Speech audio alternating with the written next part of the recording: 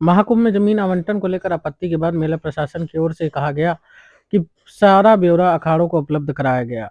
अफसर संतोष से संपर्क में है। अफसरों का यह भी दावा है कि 2019 की तुलना में अखाड़ों को अधिक जमीन दी जा रही है। कुंभ 2019 में अखाड़ों को 89 बीघा जमीन आवंटित की गई थी, वहीं महाकुंभ 2025 में 90 बीघा जमीन अखाड़ों के लिए चिन्हित की गई है। देखिए हमारे संवाददाता से खास बातचीत में अपर मेला अधिकारी विवेक चतुर्वेदी का क्या कहना है इस पूरे प्रकरण पर। क्या ये प्रकरण है पूरा, और जिस प्रकार से साधु संत जिला प्रशासन पर ये आरोप लगा रहे हैं कि 2019 के मुकाबले उनको जमीन इस बार कम दी गई है।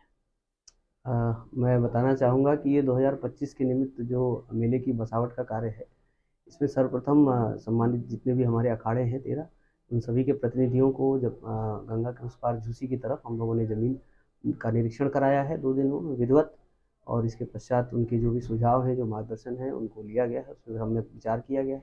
गंगा जी की कटान के उपरांत जो भूमि शेष बचती है, उससे ही हम लोग सबको वितरण का कार्य करते हैं। उसमें हमारी प्राथमिकता घाट भी बनाने की रहती है, सर्कुलेटिंग एरिया को भी रखना होता है।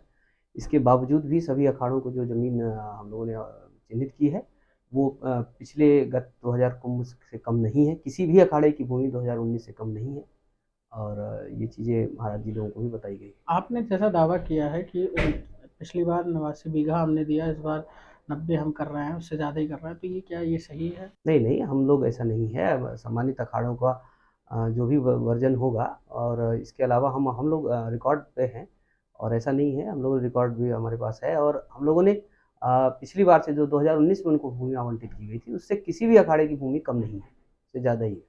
अच्छा। विवेक चतुर्वेदी, अपर मेलाधिकारी को।